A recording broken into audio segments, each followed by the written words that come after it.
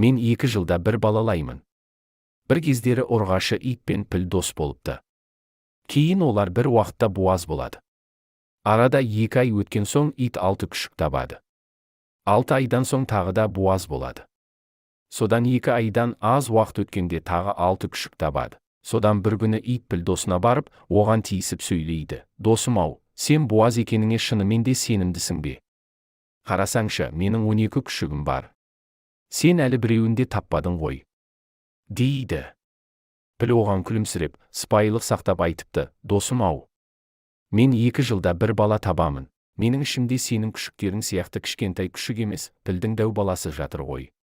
Менің балам өмірге келгенде барлық адам оны көргісі келеді. Менің балам жолдан өткенде бәрі тоқтап жол береді. Себебі ол жай бала емес, құдіретті пілдің баласы. Оны бәрі біледі деп жауап беріпті. Оқы, ойлан. Орында 2 кітабынан алынды. Кітапқа тапсырыс беру үшін биодағы сілтемені басыңыз.